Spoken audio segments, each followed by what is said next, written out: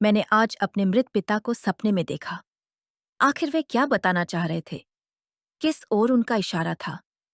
जैद ने अपने पिता के कहने पर इस लड़की से निकाह तो कर लिया था, लेकिन उसकी पत्नी इस बात पर अड़ी थी कि जब तक जैद उसके सभी अधिकार अदा नहीं कर देता और जब तक वह दिल से संतुष्ट नहीं हो जाती, वह अपना चेहरा किसी को नहीं दिखाएगी।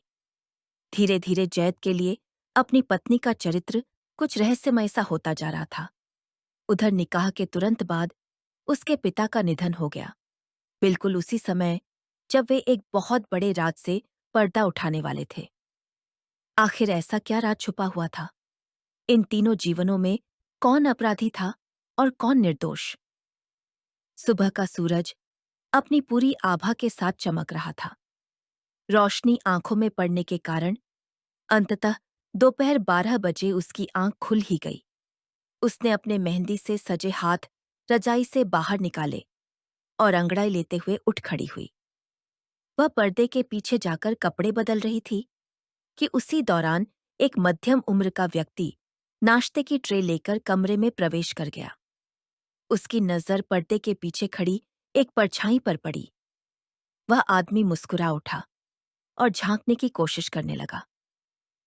तभी पर्दा हटा और आज मैं कई सालों बाद लंदन से अपने घर वापस लौटा था, अपने पुराने पारिवारिक घर में, जहां मेरे पिता अब नौकरों के दया और करम पर जीवन बिता रहे थे। घर का दरवाजा आज भी वैसा ही बंद था जैसे कई वर्षों पहले होता था। मैंने उसे खोला और अंदर प्रवेश कर गया। घर का पुराना सामान सब गायब हो चुका था और अब वहां नया सामान सजा हुआ था, ठीक उसी तरह जैसे बहुत साल पहले मेरी सगी माँ का निधन हो गया था और पिता ने दूसरी शादी एक सुंदर युवती से कर ली थी। अब इस घर में माँ की न वह खुशबू आती थी, न ही वे भाव महसूस होते थे। उस समय मेरे सर पर सेहरा सजने वाला था। मेरी भी कुछ अभिलाषाएं थीं, अपना घर बसाने की। जब दिल में बसने वाला जीवन साथी साथ न हो, तो जवानी के दिन कैसे गुजरते हैं, यह मुझसे बेहतर कौन जान सकता है। लेकिन तब मेरे पिता अपनी जीवन भरपूर तरीके से बिता रहे थे।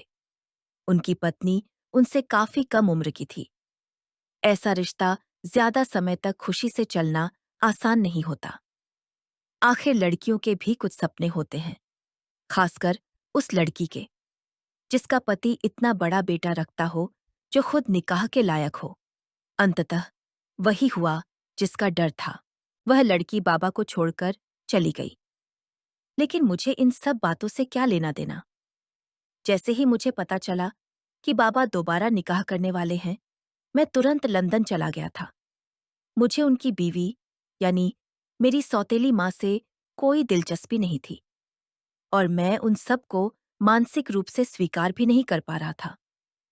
उन्हीं दिनों मेरे मोहल्ले का एक दोस्त अक्सर मुझे यहाँ की कहानी सुनाया करता था, लेकिन मेरा कभी दिल नहीं चाहा कि मैं यहाँ वापस आऊं। कम से कम वह मेरी उम्र की होती या मुझसे भी छोटी। वह बेचारी मेरी सौतेली माँ शायद किसी मजबूरी के तहत मेरे पिता से रिश्ता जोड़ बैठी थी। कभी कभी मुझे इस लड़की पर तरस भी आता था, लेकिन फिर मैं सोचता कि यह तो उसका अपना फैसला था। उसने अपनी जिंदगी का कीमती समय एक बड़ी उम्र के आदमी के साथ बिता दिया। उसके पास और भी बेहतर रास्ते हो सकते थे, लेकिन पूरी जिंदगी इस तरह किसी बुजुर्ग के साथ बिता देना कोई आसान फैसला नहीं होता। फिर मेरे मोहल्ले के एक दोस्त ने ही मुझे फोन पर बताया था कि लोगों के अनुसार वह औरत कुछ अजीब व्यवहार करती थी। खैर, मैंने इन बातों को ज्यादा नहीं सोचा और आज बरसों के बाद मैं अपने घर लौट रहा था, अपने पिता के पास। मैं अभी अपने विचारों में डूबा हुआ था कि अचानक मुझे किसी की आहट सुनाई दी। एक बूढ़ा सा आदमी ऊपर से उतरता हुआ चला आ रहा था। मुझे कुछ आश्चर्य हुआ, और क्यों नहीं होता, आखिरकार मैं उन्हें 10 साल बाद देख रहा था। 10 साल में मेरे पिता बिल्कुल बूढ़े हो चुके थे। खासकर जब किसी पुरुष को गलत साथी मिल जाता है, तो वह पुरुष की उम्र निगल लेती है। शायद मेरे पिता के साथ भी ऐसा ही कुछ हुआ होगा। उनकी आवाज में लड़खड़ाहट आ चुकी थी। कदम अब डगमगाने लगे थे। बड़ी आंखें आज बहुत उदास और नम थीं। मुझे भी आज बहुत गंभीरता और उदासी महसूस हो रही थी। पिता अब सीढ़ियां उतरकर नीचे आ चुके थे। अब्बा जान, कैसे हैं आप? मैंने आगे बढ़कर उनके कदम चूमे और दुआ ली। अब्बा ने मेरे सर पर हाथ रखते हुए दुआ दी और कहने लगे, आज मेरी याद कैसे आ गई? पत्थर दिल औलाद, इस उम्र में बाप को छोड़कर कौन जाता है? अब्बा को बहुत गुस्सा आ रहा था, लेकिन मैं क्या करता? वह समय ही कुछ ऐसा था। मैं खामोश रहा। फिर मैंने अब्बा को तसल्ली दी कि अब मैं उन्हें छोड़कर नहीं जाऊंगा। अब मैं हमेशा उनके पास ही रहूंगा। सुनकर अब्बा ने एक ठंडी आह भरी और कहने लगे, अब तो मुझे आग देने के लिए मेरा जैद ही होगा। यह बात सुनकर मैं कुछ चौंक गया। एक सन्नाटा मुझे अंदर से घेरने लगा। मैं सोच भी नहीं पा रहा था कि अब्बा ने ऐसी बात क्यों कही। काफी देर तक अब्बा मुझे अपने सीने से लगाए अपने अंदर की प्यास बुझाते रहे। मुझे पहली बार अपने अब्बा की हालत देखकर बहुत दुख हुआ। मुझे उन्हें इस उम्र में छोड़कर नहीं जाना चाहिए था। अब्बा की आंखों से आंसू बह रहे थे। मैंने अपने हाथों से उनके आंसू पोंछे और नरमी से सोफे पर बैठा दिया। अब्बा काफी देर तक मेरा हाथ थामे सोफे पर बैठे रहे, जैसे उन्हें डर हो कि मैं दोबारा कहीं उन्हें छोड़कर न चला जाऊं। अब्बा मुझसे इधर-उधर की बातें करते रहे और आश्चर्य की बात यह थी कि उन्होंने अपनी पिछली जिंदगी के बारे में मुझसे एक शब्द भी नहीं कहा। न बताया कि वह महिला कौन थी, कैसी थी और फिर उनकी जिंदगी से क्यों चली गई। अगर जाना ही था, तो शादी क्यों की गई थी? अब्बा ने नौकरों से कहकर मेरे पसंदीदा पराठे बनवाए और फिर हम पिता पुत्र ने खूब दिल भरकर वह पराठे खाए। अब्बा, आज तो मजा ही आ गया। फिर अब्बा और मैं कमरे में जाकर सो गए। मेरी आंख सुबह ही खुल गई थी। तब मेरे दिल में ख्याल आया कि क्यों न अब्बा का कमरा देखा जाए। क्या पता कोई ऐसी बात हो जो वह मुझसे छुपा रहे हों। यही सोचकर मैं दबे कदमों उनके कमरे में दाखिल हो गया। बिस्तर के पास दराजों में कुछ तलाश करने लगा, लेकिन कुछ खास हाथ न आया। मैंने बाकी दराजें भी एहतियात से देखीं और फिर अलमारी खोलने का वक्त आया। जैसे ही अलमारी चरचराहट के साथ खुली, मैंने इधर-उधर नजरें दौड़ाईं। अलमारी को देखकर मेरे दिल की धड़कन तेज होने लगी, होंठ सूख गए और टांगें कांपने लगीं। मैं एक बार फिर उसी हालत में वापस आ गया था, जिसमें एक अजीब सी ठंडक दौड़ गई। आज अपने जज्बात पर काबू पाना बहुत मुश्किल हो रहा था। मुझे दिल में जायज रिश्ते की कमी तीव्रता से महसूस हो रही थी।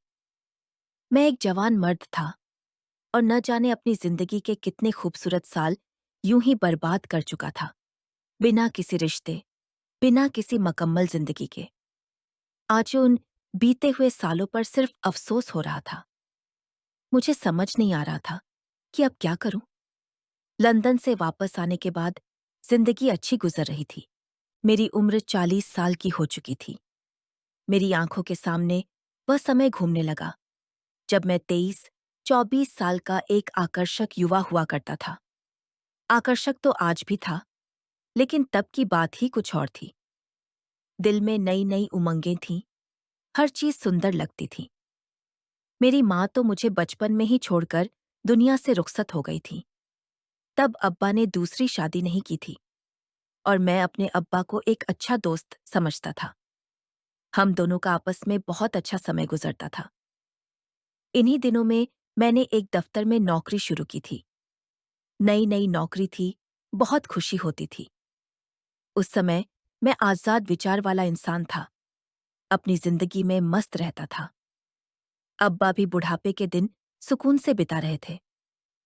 मैं रोजाना सुकून से जागता, दफ्तर जाता, वापस आकर कोई अच्छी सी फिल्म देखता। रास्ते से अक्सर समोसे या पकौड़े ले आता, क्योंकि ये चीजें अब्बा को बहुत पसंद थीं और वे खुश हो जाते। हम पिता पुत्र अपनी जिंदगी से बहुत खुश थे। हमें किसी तीसरे व्यक्ति की कोई जरूरत महसूस नहीं होती थी। मगर फिर एक ऐसा तूफान हमारे घर में दाखिल हुआ जिसने हमारी पूरी जिंदगी को बिखेर कर रख दिया। कौन जानता था कि आने वाला वक्त कितना कठिन होगा। यह सब कैसे हुआ, समझ नहीं आ रहा था। लेकिन हम दोनों उस भंवर में ऐसे डूबे कि दोबारा उभर ही न सके। मैं एकदम ख्यालों से बाहर निकला, आंखें बंद की और अफसोस से बस इतना कहा, अब्बा कितना सुकून था। हमारी जिंदगी में फिर क्यों आपने वह गलत फैसला किया था? मैंने दोबारा आंखें खोलकर अलमारी की तरफ देखा। अब्बा की अलमारी खुलते ही मुझे एक औरत के कपड़े दिखाई दिए, जिन्हें देखकर हाथ लगाना तो दूर, देखने की भी हिम्मत नहीं हुई। मेरी तबीयत कुछ अजीब सी हो गई थी और मुझे कुछ शर्म महसूस हो रही थी। मैंने जिंदगी में कभी किसी औरत को इतने करीब से नहीं देखा था, लेकिन अब दिल चाहने लगा था कि मेरे पास कोई हो जो इस तड़प को सुकून में बदल दे। कोई ऐसा हो जिसके नरम अस्तित्व को बाहों में लेकर मैं पूरी जिंदगी की थकन उतार दूं। वह अपनी नरम मुलायम उंगलियों से मेरे सर की मालिश करते हुए कहे, मैं आपके लिए काफी बनाकर लाती हूं, आपकी सारी थकन उतर जाएगी। मैं अपने ख्यालों से बाहर आया। वे बेहया वाले कपड़े आज मेरे काम में रुकावट बन गए थे। नहीं तो कब का मैं अब्बा की अलमारी चेक कर चुका होता। मेरी हिम्मत ही नहीं हो रही थी कि उन कपड़ों को हाथ लगाऊं। आखिरकार मैंने अलमारी बंद की और वहां से बाहर निकल आया। सारा दिन मेरा दिमाग उसी अलमारी में ही अटका रहा। बस एक बार किसी तरह अब्बा की अलमारी देख लेता। लेकिन फिर मुझे याद आया कि अब्बा की अलमारी में उनके कोई खास कपड़े नहीं होते थे। मेरे कपड़े तो उन्हें आते नहीं थे। इसलिए मैंने सोचा कि मार्केट जाकर उनके लिए कुछ खरीदारी कर लूं। इस ख्याल के आते ही मैंने गाड़ी निकाली और मार्केट की तरफ रवाना हो गया। आज से 10 साल पहले का मंजर। एक मध्यम उम्र के आदमी का चेहरा चांद की तरह चमक रहा था। आज उसकी शादी की पहली रात थी और उसकी पत्नी आयशा बहुत खूबसूरत और जवान थी। वह अपनी पत्नी के मुंह में निवाले बना बनाकर डाल रहा था। लेकिन शायद उसका बड़ा शरीर उसकी पत्नी को नागवार गुजर रहा था। जैसे ही वह आदमी अपनी पत्नी के करीब होने लगा, तो आयशा ने जल्दी से खुद को पीछे किया। बराह, एकरम, आज की रात मुझसे दूर रहें। मैं अभी इस रिश्ते को निभाने के लिए पूरी तरह तैयार नहीं हूं, लेकिन आप यकीन रखें, मुझे थोड़ा समय दें। मैं खुद ही आपके करीब आ जाऊंगी। इस मध्यम उम्र के आदमी के चेहरे पर कुछ निराशा उतर आई, लेकिन इतनी खूबसूरत पत्नी पाकर उसने खुद को तसल्ली दी। कोई बात नहीं आयशा, तुम जितना वक्त चाहो ले सकती हो। यह कहकर वह तकिया उठाकर दूसरे कमरे में चला गया। 2 दिन बाद आयशा ने अपने पति को किसी काम से बाहर भेजा और घर में जल्दी जल्दी कुछ तलाश करने लगी। एक अलमारी के ऊपर से एक फ्रेम जोर से उसके सर पर आकर गिरा। वह सिर्फ सहलाती हुई उस फ्रेम को देख रही थी। उसने जल्दी से अपने दुपट्टे से फ्रेम पर जमी धूल साफ की और बेइख्तियार उसे चूम लिया। फ्रेम में जगमगाती तस्वीर देखकर उसकी धड़कन तेज हो गई थी और उसके चेहरे पर सुकून उतर आया था। अब उसे इस मध्यम उम्र के व्यक्ति के साथ अच्छे से रहना था। आखिर वही तो था सारे ताले की चाबी। मैंने गाड़ी पार्क की और एक ठंडे से मॉल में दाखिल हो गया। मॉल में चारों ओर शादीशुदा जोड़े बैठे थे, जो अपनी जिंदगी का लुत्फ उठा रहे थे। कुछ के साथ उनके बच्चे भी थे, जो खा पी रहे थे। आज सालों बाद एक ख्वाहिश फिर से जाग उठी थी। आज फिर दिल चाहा कि काश मैं भी यहाँ किसी के साथ आता, शॉपिंग करता, कोई मुझे सराहता, किसी के साथ खाता पीता। काश इस पल में मैंने कुछ और मांग लिया होता तो वह भी मिल जाता। अब्बा के लिए कपड़े खरीदने के बाद मैंने वहां चाय पी और बिल देने लगा कि तभी एक लड़की भागती हुई आई और मुझसे टकरा गई। उसकी तेज तेज सांसें मेरी धड़कनों से टकरा रही थीं। वह लड़की पूरी तरह नीचे से ऊपर तक ढकी हुई थी, यहाँ तक कि उसका चेहरा भी मास्क के पीछे छुपा हुआ था। पलक झपकते ही उसके पीछे कुछ अजीब और अजीब-ओ-गरीब चेहरे वाले लोग आकर खड़े हो गए। मुझे समझ नहीं आ रहा था कि ये लोग कौन हैं। उन सभी ने पिस्तौल भी छुपा रखी थी। अचानक उस लड़की ने खुद को मुझसे अलग किया और कहने लगी, ये मेरे पति हैं। मैं उसकी तरफ हैरान नजरों से देखने लगा। मैं तो उसे जानता तक नहीं था। फिर वह मुझे अपना पति क्यों बता रही थी? मुझे ऐसा लगा जैसे वह कोई पागल हो जो मेरे पल्ले पड़ गई हो, या फिर उसका दिमागी संतुलन खराब हो चुका हो। कहीं ऐसा तो नहीं कि वह अपनी याददाश्त खो बैठी हो? झूठ मत बोलो। सामने से उन आदमियों की भद्दी आवाजें आ रही थीं। मैंने उस वक्त यह समझने की कोशिश की कि आखिर हो क्या रहा है। वह लड़की मेरी तरफ मुड़ी और आंखों से मुझे कुछ इशारे करने लगी। उसकी आंखें बहुत नशीली थीं, और अगर उनमें कोई डूबने का खतरा था, तो वह मैं था, क्योंकि वह मुझे मुफ्त में अपना पति बना चुकी थी। मुझे भी कुछ शरारत सूझी। मैंने उसके इशारे समझ लिए। उसके पीछे कुछ गुंडे लगे हुए थे, और फिर पति पत्नी का महफिज होता है। यही सोचकर उसने मुझे अपना पति बताया होगा। खैर, मैंने उसकी मदद की, और कभी-कभी भलाई का फंदा ऐसा गले पड़ता है कि इंसान उसे लटक कर अपनी जान दे दे। और यही मेरे साथ हुआ। मैंने उस लड़की का पति बनने की कोशिश शुरू कर दी। गुंडों से काफी बहस हुई। तब पता चला कि उनका सरदार उस लड़की से निकाह करना चाहता है, लेकिन तब तक जब तक वह कुंवारी थी। और अब उसके शादीशुदा होने के सबूत पर वे गुंडे चुपचाप वहां से चले गए। मैं जल्दी से उस लड़की की तरफ मुड़ा ताकि उससे पूछ सकूं कि यह सब क्या तमाशा था। मैंने उसे कंधों से पकड़कर झंझोड़ा। आखिर तुम कौन हो? और ये लोग कौन थे? अगले ही पल वह लड़की मेरी बाहों में झूल गई। मैं उसे आवाजें देता रहा, लेकिन तब तक वह लड़की बेहोश हो चुकी थी। मैं काफी देर तक सोचता रहा कि अब क्या करूं। फिर मेरे दिमाग में विचार आया कि क्यों न उसे घर ले जाऊं और उसके होश में आने का इंतजार करूं। यही सोचकर मैंने उसे गाड़ी में लिटाया और घर की ओर रवाना हो गया। मुझे पता नहीं था कि मैं एक मुसीबत को घर ले जा रहा हूं, जो न मुझे जीने देगी न मरने देगी। घर में एक अजनबी लड़की को देखकर अब्बा ने हंगामा बर्पा कर दिया। उन्होंने सारा घर सर पर उठा लिया। उनका कहना था कि घर में इस समय सिर्फ हम दोनों मर्द ही हैं। ऐसे में एक लड़की का होना, और वह भी बेहोश। पता नहीं वह लड़की कौन है, कहाँ से आई है। होश में आने के बाद क्या क्या आरोप लगा देगी। और वैसे भी मोहल्ले वाले क्या कहेंगे। सारी उम्र शराफत से जिए हैं, और आज लोग न जाने क्या क्या टिप्पणियां देंगे। अब्बा बिल्कुल सही बात कर रहे थे। अब्बा, मैं तो बस उसकी मदद कर रहा हूं। थोड़ा विश्वास रखें अपनी परवरिश पर। मैंने सिर्फ एक अच्छा काम किया है। बेटा, लेकिन कौन जाने तेरे दिल को, तेरी नीयत को, तेरी परवरिश को। दुनिया को तो सिर्फ बोलना आता है। वैसे इस समय वक्त की जो नाजुकता है, वह यही कह रही है कि अक्ल से काम ले। इस लड़की की रजामंदी से उससे निकाह कर ले। वैसे भी तो कुंवारा है, फिर क्या तकलीफ है। निकाह का नाम सुनते ही मैं कुछ पीछे चला गया। उस समय की ओर जब उम्मीद थी, जवानी थी, और कुछ ख्वाहिशें भी थीं, लेकिन आज सिर्फ जरूरतें रह गई थीं। क्या सोच रहे हो बेटा? अब्बा ने फिर पूछा। अब्बा, मैंने न तो इस लड़की को जाना है, न पहचाना है। बेटा, जान पहचान तो बस एक रात की बात होती है, फिर सब देख भी लेते हैं और जान भी लेते हैं। खैर, मैं जल्दी से कमरे में गया तो वह लड़की होश में आ चुकी थी और बिस्तर पर सहमी हुई बैठी थी।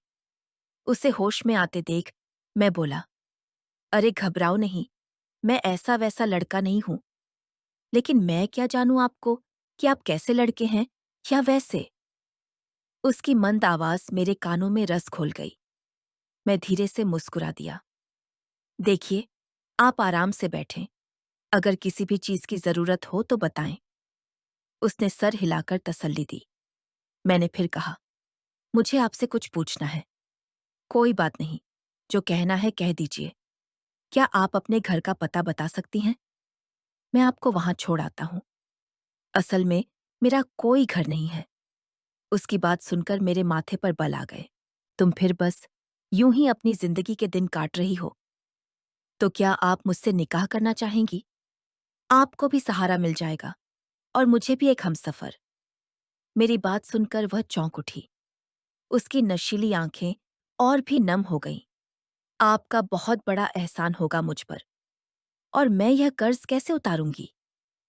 मैंने हल्का सा मुस्कुरा दिया। यह कोई एहसान नहीं है। अच्छा, आप बैठें। मैं अभी निकाह का इंतजाम करके आता हूँ। काजी साहब से बात करता हूँ और इस कर्ज को फर्ज में बदलते हैं। लेकिन इतनी रात को कौन मिलेगा? पास में ही हमारी कॉलोनी की मस्जिद के काजी साहब मिल जाएंगे। मैं उन्हें लेकर आता हूँ। तुम तैयार हो जाओ। यह मेरी अम्मी का जोड़ा है, पहन लो। और अपना नाम तो बता दो। वह वह मेरा नाम आयशा है। बहुत ही प्यारा नाम है कि तभी मेरे अब्बा के पुकारने की आवाज आई थी। अच्छा, चलता हूँ, अब्बा बुला रहे होते हैं। अब्बा बेटा, इतनी रात तक एक लड़की के कमरे में यूं बैठना ठीक नहीं है। मैं वह अब्बा में उससे बात कर रहा था। वह निकाह के लिए राजी है। अब्बा तो फिर चलो, जल्दी आओ। हम फिर निकाह का इंतजाम करके आते हैं। बस 1 घंटे की भाग दौड़ के बाद अब मैं किसी का पति बन चुका था। हाँ, आयशा का पति। और अब आयशा कमरे में मेरा इंतजार कर रही थी। दिल में कुछ अजीब सी हलचल थी। सब कुछ इतनी जल्दी हुआ था कि मुझे यकीन ही नहीं हो रहा था। आज मेरी रखस्ती की रात थी। आखिर वह रात आ ही गई थी, खूबसूरत और मोहब्बत से भरी हुई। मेरी नजरों के सामने आयशा की वह खूबसूरत आंखें घूमने लगीं। निकाह से लेकर अब तक उसने अपने चेहरे से नकाब नहीं हटाया था, और मुझे भी कोई खास जरूरत महसूस नहीं हुई थी। उसके खूबसूरत, मुलायम हाथ देखकर ही मैं उसकी खूबसूरती का अंदाजा लगा चुका था। और सबसे बड़ी बात, मैं तो उसकी आंखों से पहले ही प्रभावित हो चुका था। अब ख्याल आ रहा था, पता नहीं वह कैसी होगी। कम से कम जाकर मैं अपनी दुल्हन का चेहरा तो देखूं। कहीं ऐसा न हो किसी बड़ी उम्र की औरत से पाला पड़ जाए। मैं कमरे में दाखिल हुआ तो आयशा सहमी हुई बैठी थी। जब मैंने उसका नकाब उठाने की कोशिश की तो उसने मना कर दिया। कहने लगी, आयशा, हमारे यहाँ एक रस्म है कि रखस्ती की रस्मों के बाद ही लड़की अपना चेहरा दिखाती है, तभी वह अपने असल रूप में सामने आती है। मैंने कहा, तो फिर रखस्ती कौन सा दौर है? मैं अभी कपड़े बदल कर आता हूँ। आयशा, नहीं, कपड़े बदलने की क्या जरूरत है? तुम ऐसे ही आ जाओ। उसकी इस बात ने मेरे कदम अचानक रोक दिए थे। 3 घंटे पहले मिली एक अजनबी लड़की को मुझसे भी ज्यादा जल्दी थी। मैंने सोचा, कोई बहाना बना देता हूं आज के लिए। आज तो मुझसे नहीं होगा, कल देखते हैं। मैंने मन ही मन सोचा और अपनी बात जबान पर ले ही आया। अच्छा आयशा, ऐसा करो, अभी आराम से सो जाओ। मैं भी थका हुआ हूं और तुम भी थकी हुई हो। हम अपने रिश्ते की शुरुआत कल करते हैं। मेरी बात सुनकर नकाब के पीछे उसके चेहरे के क्या भाव थे, वह तो वही जाने। मैं तो बस बिस्तर पर लेट गया था। आयशा समझी कि मैं सो चुका हूं, और तभी आज से 10 साल पहले का दृश्य मेरी आंखों में घूमने लगा। अब मैं तुम्हारे साथ नहीं रहना चाहती। मुझे खुला चाहिए, लेकिन मैं तुमसे बहुत प्यार करती हूँ, अपनी पहली पत्नी से भी ज्यादा। वह अर्धवय आदमी गड़गड़ा रहा था, लेकिन आयशा ने उसकी एक न सुनी। मैं अब तुम्हें अदालत में देखूंगी, यह कहकर वह हमेशा के लिए चली गई। अगली सुबह मेरी आंख जल्दी खुल गई थी। मैं आयशा की पिछली रात की हरकतों से बहुत परेशान था। पहले तो उसने चेहरा तक नहीं दिखाया। मुझे लगा कि उसे मुझसे कोई रिश्ता नहीं बनाना। फिर वह अपने हक़्क़त की बात कहने लगी, और जब मैं सोने का नाटक कर रहा था, तब वह मेरे साथ ऐसे लिपट गई कि मेरा पूरा वजूद उसके काबू में था। आखिरकार वह मुझसे क्या चाहती थी? मैं तो रुखसती की रात के लिए कितना खुश था कि अपनी पत्नी को करीब से देखूंगा, और अब वह मुझसे लिपटी हुई सो रही थी। मैं नीचे लाउंज में आ गया। अब्बा वहीं अपने रोजमर्रा के अंदाज में नाश्ता कर रहे थे। मुझे बैठा देखकर कहने लगे, अब्बा, सब खैरियत है? मैंने भी यह सोचकर कि कहीं अब्बा बेकार की टेंशन न ले, कह दिया, सब ठीक है। यह अजीब बात सुनकर अखबार पढ़ते हुए कब 11 बज गए, पता ही नहीं चला। फिर मैं ऊपर अपने कमरे की खबर लेने गया। आयशा तैयार हो रही थी। मुझे देखते ही उसने जल्दी से अपना चेहरा ढांप लिया और फिर शिकायत करने लगी, आयशा, आपको कोई जल्दी नहीं है मेरा चेहरा देखने की? नहीं तो कल रात ऐसे ही ना गुजरती। मैं, सुनो, तुमने बेकार की शर्त रखी है, अब इस नकाब को हटा दो। मुझे अचानक ही गुस्सा आ गया था आयशा पर। फिर मैंने खुद को काबू में किया। मैंने उससे माफी मांगी। शाम को बाजार चलते हैं, अपने लिए कपड़े खरीद लेना। मैंने उससे कहा, बाजार ले जाना इसीलिए भी जरूरी था क्योंकि वह रात से अब तक मेरी अम्मी के कपड़ों में ही घूम रही थी। यह कहकर मैं दफ्तर चला गया था। दफ्तर जाकर याद आया कि आयशा के पास तो मोबाइल भी नहीं है। अब उसकी कैसे खबर लूं? मैंने घर के लैंडलाइन पर कॉल किया तो अब्बा ने फोन उठाया। अब्बा कुछ परेशान से लग रहे थे, कुछ बीमार बीमार से। अब्बा की परेशान आवाज सुनकर मैं कुछ बेचैन हो गया था और फिर सब कुछ छोड़कर घर की तरफ भागा। अब्बा ने कहा, बेटा, मैं बिल्कुल ठीक हूं, बस तबीयत ऐसे ही ढीली ढीली हो रही है। तुम बहू को सैर कराने ले जाओ। शाबाश। लेकिन पता नहीं क्यों मुझे कुछ गलत होने का एहसास हो रहा था। अब्बा की इस तरह की सामान्य बातें सुनकर भी मैं संतुष्ट नहीं हो पा रहा था। आखिर मेरे घर से जाने के बाद क्या हुआ था? खैर, मैं आयशा के साथ बाजार तो गया, लेकिन कोई चीज अच्छी नहीं लग रही थी। आयशा ने तो पूरा बाजार खरीद डाला था, फिर भी घर जाने का नाम नहीं ले रही थी। ओह, ये औरतें! आखिरकार हम घर लौट आए। आज भी मुझे आयशा के करीब जाने की कोई दिलचस्पी नहीं थी, क्योंकि मेरा सारा ध्यान अब्बा की तरफ था। लेकिन रात में आयशा कुछ अजीब हो जाती थी। वह मेरी बाहों में खुद को बेतरह से चिपका लेती थी। आज भी मेरे बहुत करीब हो गई थी। उसके होंठ मेरी गर्दन पर महसूस हो रहे थे। उसकी दोनों टांगों में एक अजीब सी बेचैनी थी, जैसे न जाने क्या होने वाला था। अपनी गर्म गर्म सांसों से मुझे बहकाने लगी थी। पूरे कमरे में अंधेरे का राज था। उसका नरम नाजुक बदन मेरी बाहों में था। मैं कब तक खुद पर काबू रखता? मेरा बदन भी हल चुका था। दिल में प्यास महसूस हो रही थी। एक तपिश ने मुझे घेर लिया था। मेरी सहन शक्ति खत्म हो चुकी थी। मैंने अपनी कमीज के बटन खोले, लेकिन पता नहीं क्यों मैं आयशा के साथ कुछ भी करने के लिए खुद को तैयार नहीं कर पा रहा था। अंदर से एहसास हो रहा था जैसे यह सही समय नहीं है। और फिर मैंने एक बार फिर खुद को काबू में किया। सुबह मेरे शरीर पर हर तरफ लाल निशान थे। यह सब देखकर मुझे बहुत गुस्सा आया था, लेकिन फिर भी मैं नहा धोकर नीचे चला आया। नौकरों ने कल की मीटिंग की रिपोर्ट दी। आज थोड़ा फ्री था।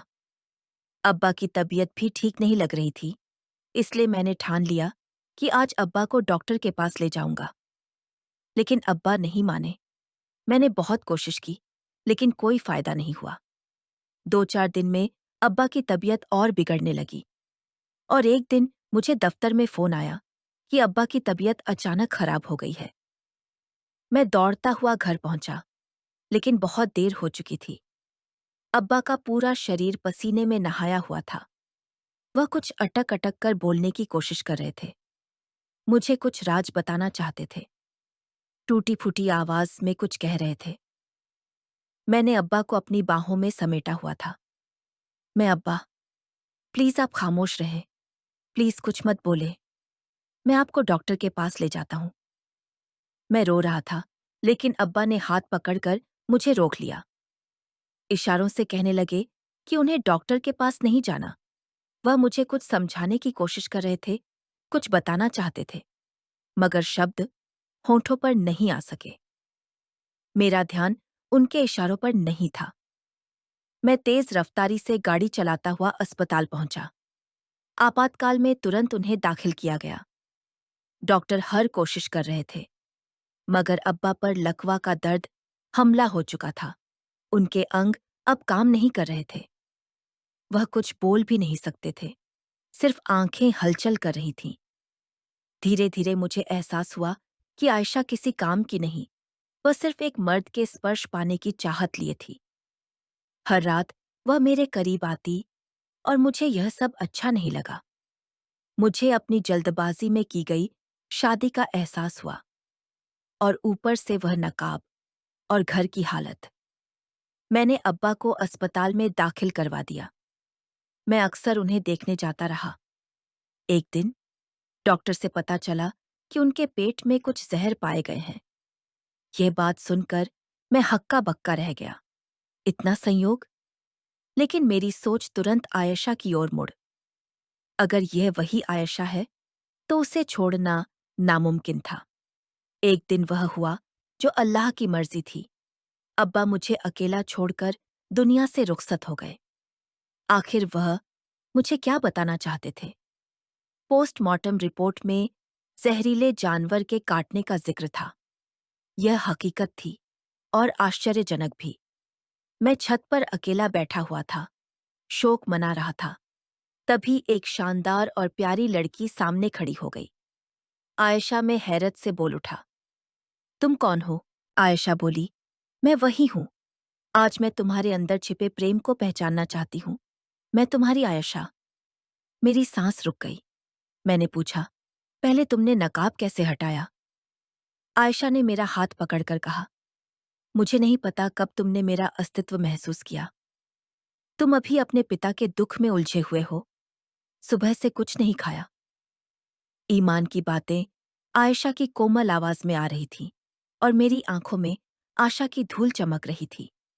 मैंने उसका हाथ पकड़ा और कहा, आयशा, एक बात समझ नहीं आती। पिता की मृत्यु, क्या वे कुछ कहना चाहते थे? आयशा सहम गई। मैं डरती हूँ। यह शोक का घर है। कोई भी शब्द बहुत भारी होता है। अगले दिन सुबह मैं पिता की तस्वीर के सामने बैठा और बेपनाह रोया। कोई बिना बताए चुपके से चला गया था। वे मुझे कोई संदेश देना चाहते थे, लेकिन बोल नहीं पाए। मैं भी बीमारी में ज्यादा देर तक नहीं रह सकता। घबराहट लगी।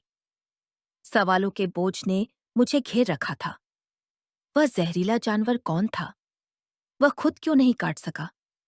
और उसने अपना जहर मेरे शरीर में क्यों दिया? कुछ दिनों के दुख और सोच के बाद, जब शोक का रंग थोड़ा हल्का हुआ, आयशा ने एक नया रंग भरा। शाम को जब मैं कार्यालय से वापस आया, वह उस पोशाक में बैठी थी। हर चीज एक कथन थी, हर वस्त्र एक संकेत। यह रूप उसे शोभा दे रहा था। मुझे भी अपना दिल बढ़ता हुआ महसूस हुआ। मैं उससे लिपट गया। मेरी धड़कन बेकाबू हो गई थी। मैं सीमा से आगे जाना चाहता था, और तभी मेरे इरादे टूट गए। कल की अस्थायी रुकावटें, उसका अपने हाथों से मुझे गले लगाना, सब ने मुझे चौंका दिया। अगले पल मैंने खुद को उसकी बाहों से हटाया। आयशा की आंखों में भावनाओं के समाप्त होने का एहसास था। वह मेरे बटन खोल रही थी, और मैंने उसे दूर धक्का दे दिया। वह रो रही थी। मुझे सवाल पूछने का हक था, लेकिन उसने मौन धारण किया। अचानक उसने मेरे चेहरे पर कुछ लगा दिया। कुछ क्षणों में मैं बेहोश हो गया। जब होश आया तो वह मेरी गोद में बैठी थी, और रात दिन का गर्म, जोश भरा माहौल अंदर था। सुबह मेरी व्यक्तिगत इज्जत बर्बाद थी। मुझ में आत्मसम्मान भी नहीं रहा। यह सब जैसे किसी नींद का सपना हो। सपना था या फिर धोखे थे, मेरी चिंता से बढ़कर। नौकर की आवाज आई। वह नाश्ता कर रहा था। आयशा शरारत से मुस्कुरा रही थी। मैंने उसके हाथ खींचकर पूछा, क्या तुम पहले से विवाहित हो? अभी तक क्यों नहीं बताया यह सब क्या है? वह बौखला गई थी। मैं आपसे प्रेम करती हूँ, प्यार में बंधन वासना नहीं। मैंने गुस्से से दांत भींचे। अब सबकी तलाक होती है, मेरी भी तलाक हो चुकी। मैंने उसके बाल पकड़कर पूछा, रात को तुमने मेरे साथ क्या किया? उसने कहा, मेरी भी कुछ इच्छाएं हैं। मैंने कहा, यह वासना है या विचार? वह भड़क उठी। उसकी आंखें लाल हो गई थीं। वह मुझ पर टूट पड़ी। मेरा सारा दिन बहुत बुरा गुजरा था। एक तो आयशा का ऐसा व्यवहार, ऊपर से अब्बा भी नहीं थे। रात में थक हार कर सो गया, लेकिन आधी रात में चौंक कर उठा। मेरे कानों में अब्बा की आवाज आई थी, जैद पीछे हटो। मैं अब्बा अब्बा पुकारते हुए पूरे घर में उन्हें ढूंढने लगा। फिर आखिरकार थक हार कर वापस कमरे में आ गया। दिल में एक घुटन सी थी, अब्बा की अधूरी बात, और वह आवाज कहीं मेरे लिए कोई संकेत तो नहीं। मेरे दिल और दिमाग को तरह तरह के विचारों ने घेर लिया था। 2 दिन बाद मैंने सपना देखा कि मैं आग में जल रहा हूं। इस बार मैं समझ गया था कि मुझसे कोई पाप हुआ है। मैं तुरंत अब्बा के कमरे में गया और अलमारी खोली। कुछ चीजें इधर उधर थीं, लेकिन कुछ समझ नहीं आया। फिर सोचा क्यों न आयशा की अलमारी देखी जाए। आयशा की अलमारी में भी कुछ नहीं मिला तो मैं निराश हो गया। आज रात फिर से अब्बा सपने में आए थे और कहने लगे, संभल जा जैद। फिर मैंने अपना जायजा लेना शुरू किया। पता नहीं क्यों मेरा संदेह बार बार आयशा पर जाकर ठहर जाता। कुछ तो राज छुपा था उसकी व्यक्तित्व में जो मैं जानना चाहता था। मैं हर वक्त घर में नहीं होता था, लेकिन नौकर तो मौजूद होते थे। मैंने अपने पुराने वफादार नौकरों से पूछा कि आयशा घर में ज्यादातर कहाँ जाती है। एक नौकर ने बताया कि वह ज्यादातर बगीचे में पाई जाती है और उस वक्त वहां काम करने वाले माली को हटा देती है।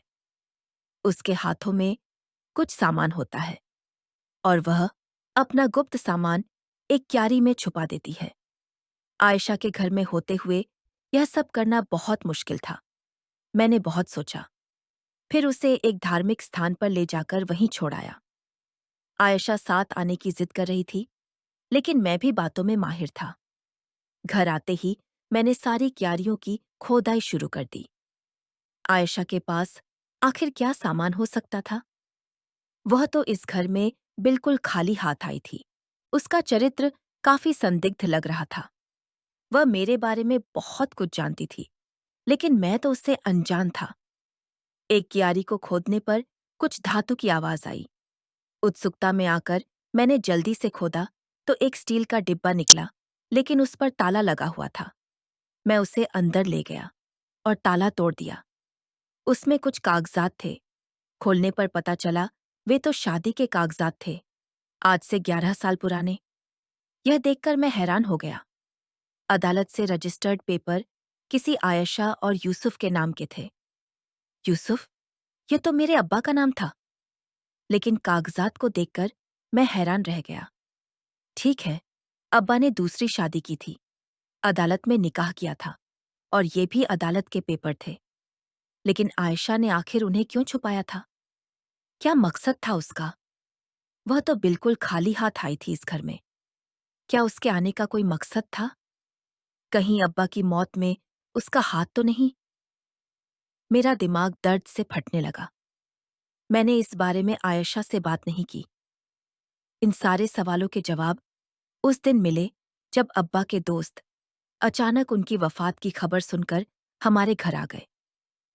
हल्की फुल्की दुआ सलाम के बाद बातचीत चलती रही और फिर अचानक ही आयशा कमरे से बाहर आई। उसे देखकर अब्बा के दोस्त खड़े हो गए। अस्सलाम अलैकुम भाभी, यूसुफ भाई के जाने का बहुत दुख हुआ। अभी कुछ ही वक्त हुआ था आपकी शादी को, और अब यह विधवा की जिंदगी। बेटा, अपनी माँ का बहुत ख्याल रखना। माँ?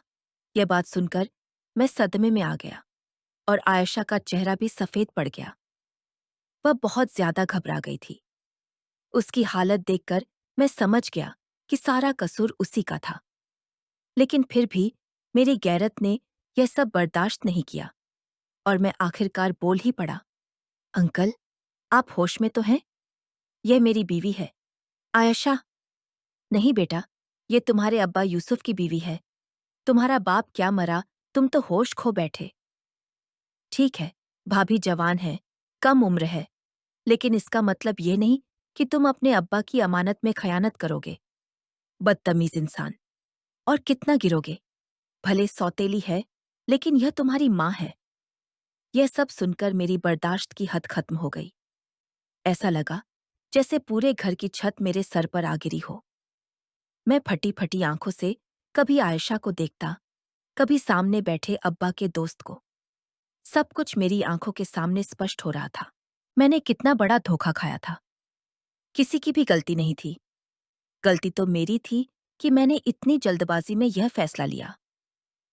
मैंने खूनी नजरों से आयशा को देखा और चिल्लाना शुरू कर दिया।